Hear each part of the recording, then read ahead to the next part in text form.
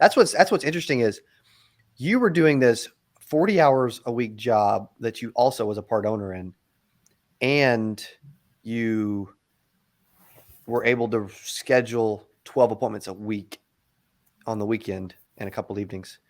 But most insurance agents try to do this full time and still never book and run 12 appointments a week. You know, what made you so different so quickly?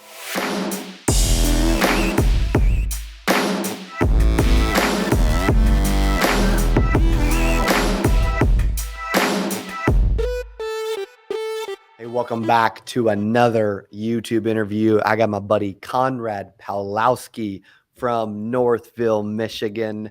Conrad, welcome to the channel, man. Thank you, Cody. Thank you for having me. Yeah, buddy. Appreciate you, everything you're doing.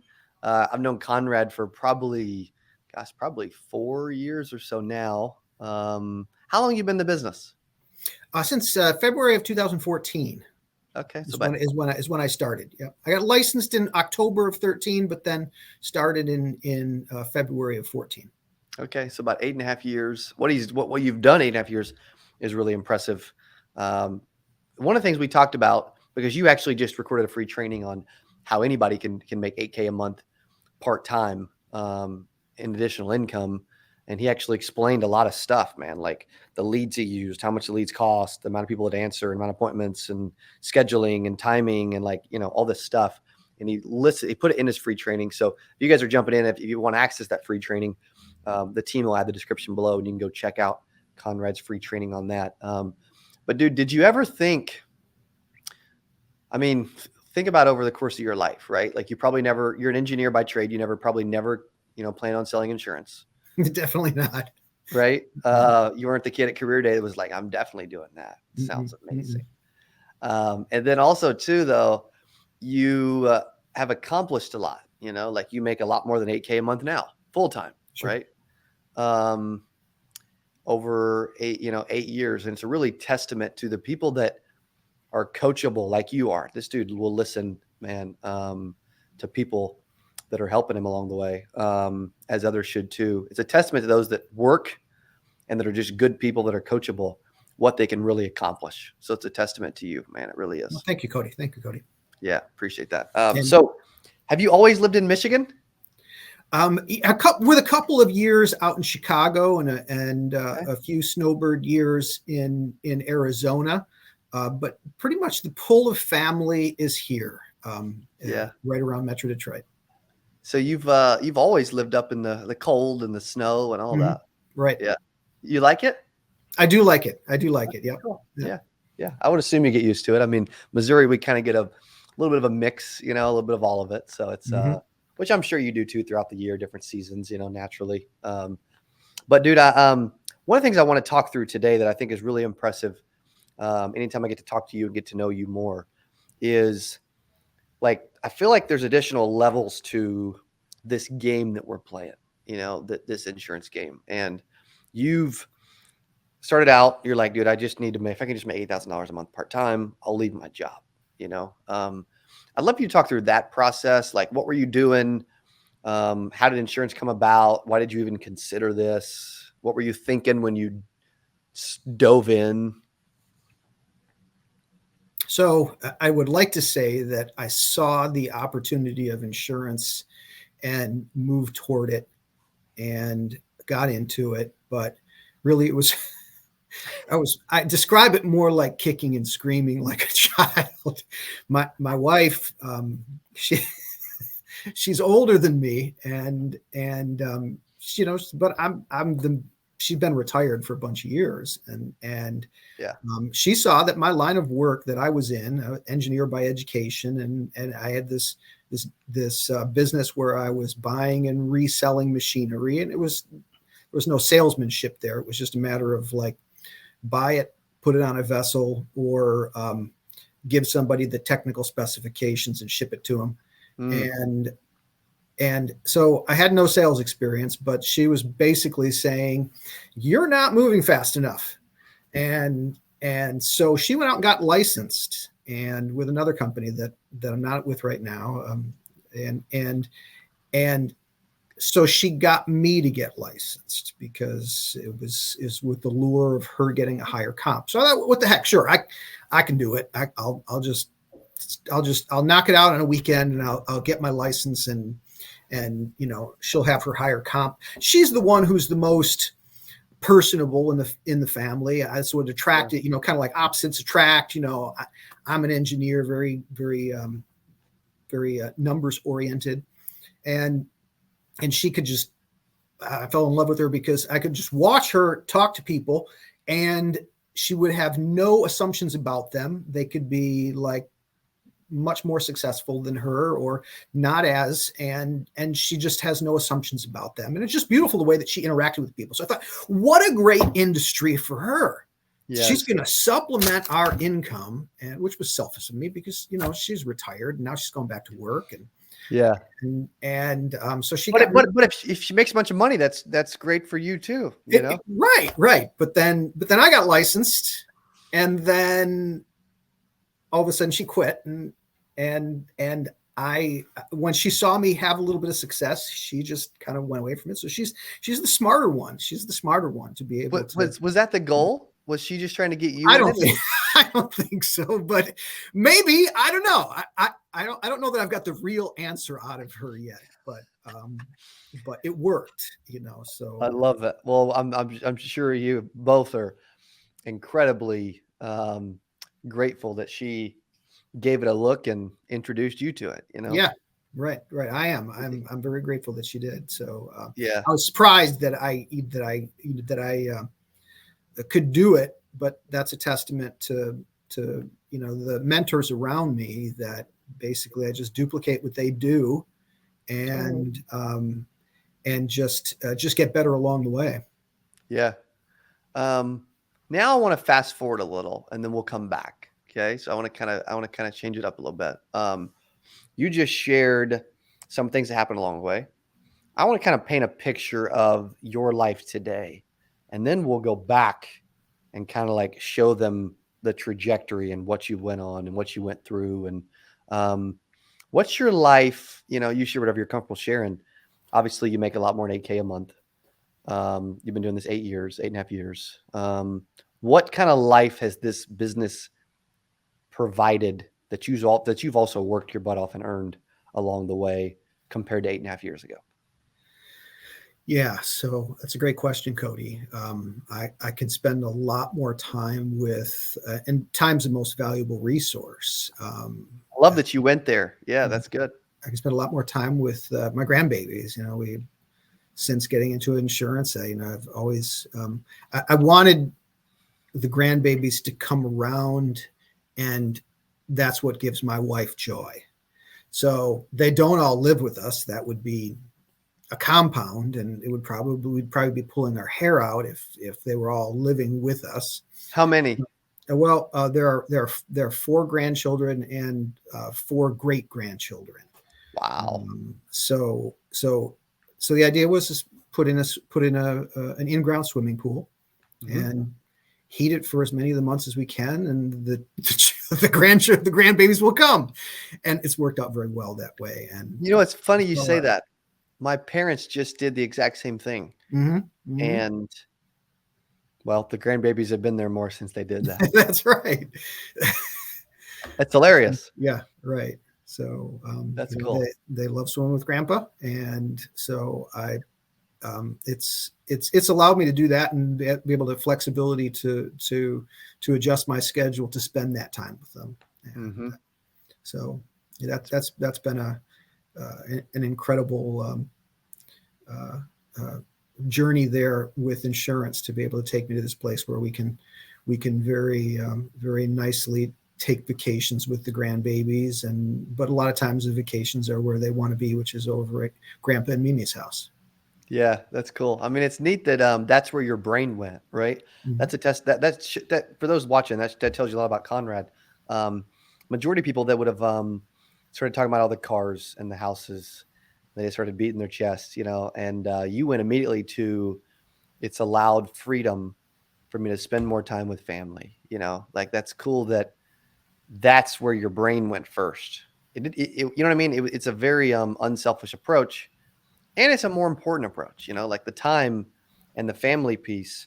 I mean, gosh, think about how much more valuable that is than a car, even though I'm sure you drive a decent car. Yeah, right. Yeah. It's electric. Yes. Yeah. What do you drive? Well, I used to work for Ford Motor Company, and so my wife retired from there. So we drive an electric Mustang Mach-E SUV.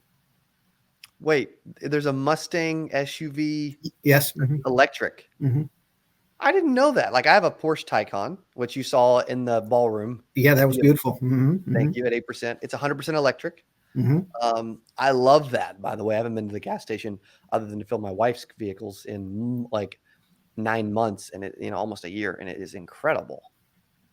Crazy. Yeah, you think about the time savings. This would be just slightly off the subject there, but whether or not the electricity is less expensive than gas, when you, as an engineer, you add up, let's say, 15 minutes of time at a gas station over the course of a year, you get a day back. That's a huge thing. You get a day back by always being charged up and fully ready to go at home. Yeah. And then never having to stop and charge up at a gas station. That goes back to your time piece. It's so valuable. And obviously the industry's given you all that, and we definitely got off topic, but that's okay because it's fun. And we both love our electric vehicles. So then you go back. Let's rewind back. Very beginning. You jump in insurance. You're working full time. How did you? Because you kept your job for the first year. Yep. And I know that's always a topic. Like, should you keep your job? Should you just jump off the deep end? Should you have no plan B? Should you? You know what I mean? It's like everybody's got a different opinion. I don't think there's any wrong opinion per se. It's whatever the person wants to do and however they can make it work. Why did you do that? And what did that journey look like that first year? That journey, it was an intentional journey. It was, I suppose because of the way that I mentioned I got into the business, I really wasn't sure that I could have success in the business. And that brings me to one of my mentors here is John Wetmore. He said the same thing. He wasn't sure if he could have success in this business. And now he has several Hall of Fame personal production years, which equates to in our company $400,000 a year personal production, and Hall of Fame agency, which is 10 million a year production. And now his agency does about 10 million a month. And he was a person who wasn't sure whether he could have success in this business. How crazy is that? Yeah. And he quit. He quit after his first phone call. And then he comes, and then after struggling as an accountant for a couple of years, being broke and child support, he gets back into the business, and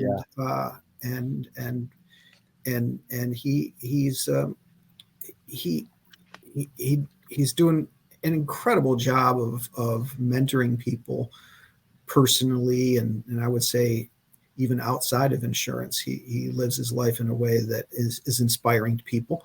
But that's the reason is I wasn't sure if I could have success in this business, but I was intentional about it. I wasn't just going to give it a half-hearted try. I was intentional about running 12 appointments a weekend. And if I didn't get those 12 on a weekend, I would squeeze in several in the evenings on Monday and Tuesday.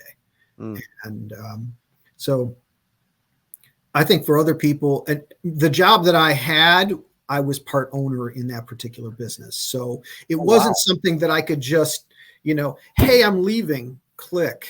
I couldn't do that.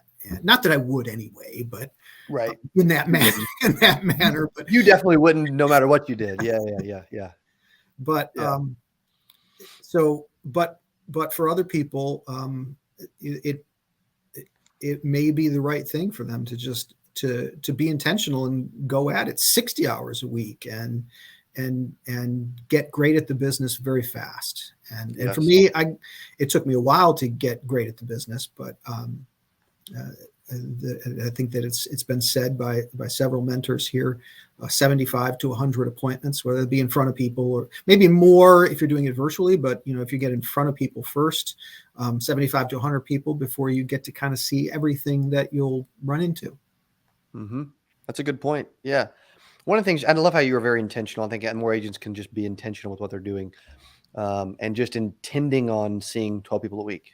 Even that's what's interesting is you were doing this 40 hours a week job that you also was a part owner in, and you were able to schedule 12 appointments a week on the weekend and a couple evenings.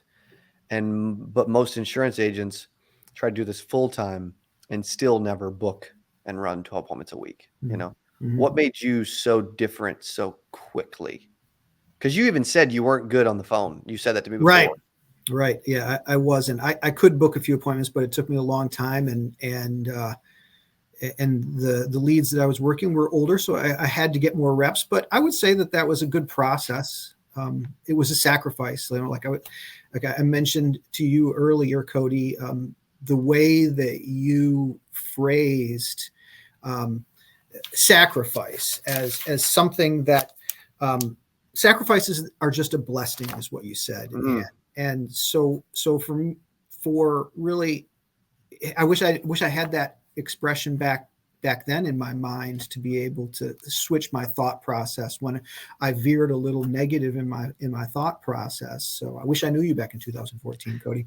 But my bad. But that sacrifice of getting told no a bunch of times gets you better. And on the sacrifices help you get better. Help, yes. You get to do them. You get to sacrifice, and right. in the end, you'll be stronger for it. So, but while I was sacrificing on the phone, I needed to make money. So, I figured I would just get in front of people and door knock them. I had been told that it's harder for people to say no to you when they're standing in front of you, and I decided to test that out, and it turned out to be a very good strategy. It wasn't like some kind of wacky sales job where I have to cold knock people for home improvement or repairs. I was actually going to their door with a lead that they filled out either online or through the mail. And when I showed it to them on a clipboard, people weren't mean to me. Yeah. And then, did that surprise you? It did. It really did. Yeah. But it didn't take much for it to cement that it was a pretty that it was like a little honeypot.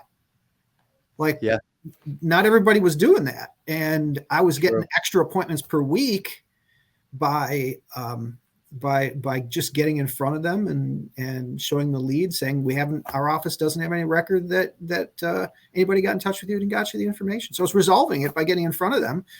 They were nice, and many of them booked an appointment with me. So I was like, wow, this is great. So this will help me make more money along the way while I'm getting better on the phone, while I'm getting better in front of people. Now we do things a lot virtually and over the phone, but the same process of rapport and structure that I ended up learning over time in the home and through mentorship and listening to trainings in between appointments to keep my mindset right and to kind of like practice a number of swings. Like if I heard these people training and saying certain things in the home, when the audio would turn off and I would close the door to walk to their door, like I would know what to say. And so it was very helpful to listen to those things over and over again. Yeah. And how did you end up your first year doing this? I ended up, I made $85,000 my first year part-time. That's great, right? That's good. Yeah. You were probably earning more full-time as a co-owner of something, I would guess. I was, but it was lumpy, and there were some years that weren't as good. So it was a business I needed to be out of. It was a career I needed to be out of. It had a lot of inventory risk. And so ultimately, as I said, my wife is the way smarter of the two as she got me into this business. Yeah. Well, my wife totally is too. And she's way more outgoing than me as well, which you probably saw at the conference. Like, yeah. So bubbly, and she's older than me, like your wife too. Yeah, You know, right. I always got to throw that in there. She loves that. She's got me by a couple of years. The next several years after that, obviously now you're helping agents all over the country. Right. How many agents are you helping now? How many have you helped? How many's on your team? Well, I mean, not everybody, treats it intentionally. Not everybody has a goal. And I think, like our client, I think people who come into the business are like our clients. There are always these comparisons. And I think back to goals and intention. And when we're sitting in front of our clients, one of the things that really made a huge difference in my business was setting structure. I thought people initially would simply buy from me because they liked and trusted me, but that's part of it. But it's the structure that we provide in the when we're either on the phone helping their family or in front of them. We lay down the entire process that's going to take place. Yes. And we address each objection along the way. And if we can't get past it, well, we move on. We've got other people to help. And agents come in the same way. And if they don't have goals which help them align the structure of their week. My goal was to make $8,000 a month, to help my family. Yeah. And to be into a different business. So if people come in kind of haphazardly, like, what do I do next? Let me try this. And they don't have anything set. And then they see a whole bunch of other people having all kinds of success. I think about what one of the people that you had at your conference that I attended recently, Cody, Tim Tebow, he said that average person spends 12% of their time on comparison. And how draining that is. And so, like, if we have goals and we have structure, we can free up 12% of our time by not being caught in the tyranny of comparison. That's a big number. That's a lot. Yeah. That's a lot. Yeah. Yes. That's a ton. So yeah, we have about 30 writing agents a month right now and growing. I think about the successes that have been along the way. One of my favorite people in the world and agents in our agency, Charles Hines. See him go from studying computer science at a 2-year college, and then getting into the insurance industry and being very underpaid, like 30% compensation, door knocking Medicare supplement leads to sell life insurance. And wow. So fortunately, we began working together, and it's been so rewarding to see him hit Hall of Fame, to see him and attend his wedding at Sandals in the Bahamas, where he brought many of his family members down to get married at that resort, and which was not inexpensive. And life insurance did that for him. Not me. I mean, I was glad to see him grow and help him. I don't take credit for his successes. And then, he's had first child, he and his wife, and purchased a huge new home. So I just love working with people and seeing them hit their goals. Yes. Yeah, you can tell you do. And it's an important thing that, you can just tell you care a lot about people. Two other questions real quick. One, what advice would you give to a new agent out there that is truly struggling? They don't feel like they have a system to plug into. Maybe they're not happy with their support. Obviously we can all, place blame wherever we want and accept responsibility a little bit better. But what advice would you give to somebody out there like that feels like this is a career for them? They just haven't seen it in fruition yet. Yeah, I would say that I would ask them to duplicate the people around them, get around people who are more successful than them. That I had seen that on a post again by John Wetmore. Some of the lowest hanging fruit that you can have is get around people more successful than you. But if they're wanting to delve into it a little deeper, we could go into the number of appointments that they want to run per week, and what they're doing, and what they're going to have to sacrifice, what they get to sacrifice in order to hit those goals. But I would say get around people who are more successful than you, and ask questions. Yeah, I love it. Also, if someone has questions, they want to reach out, obviously they can click the link below and watch your free training. But if they want to shoot you an email or a question or something like that, how can they learn more and reach out to you? Yeah, absolutely. They can reach out to me directly at my email, Conrad@fflventures.com. Or they can give me a call at on my cell 248-491-8398, and I'll be happy to answer any questions for them to help them get better. Even if not working with me, whatever. I love to see people have success in this industry because it's transformed my life. And Cody, I can see. I love your vision for the industry, bringing these successful people together and helping transform people's lives. So yeah, I'll be glad to take a call from anybody and be glad to answer any question that I might have that might be able to help them. If I don't have the answer, because I certainly don't have them all, but I'm around enough people that are that succeed at a high level as agency builders and as personal top producers that I can direct them to somebody who would. Yes, I love it. Well, it certainly transformed my life as well. I appreciate you having a big heart and being willing to really help anybody. I appreciate you jumping on and sharing your story today. So Conrad, thank you so much, brother. Appreciate you. Thank you for the opportunity, Cody. You got it, buddy. Okay, if you've enjoyed Conrad, you want to watch more from him, you want to learn more from him, definitely reach out or click the link to jump on his free training. And thanks for watching our interview today. See you next time. Hey, if you enjoyed this, I got another one you're going to love. It's right there. Click on it. See you in there. Like, what did you do to go from 10K, 26K, 60K, 60K, and then boom, over 100 in 2017 of that full year, almost doubled. Yes, you had time on your hands, but what else did you do different? I think I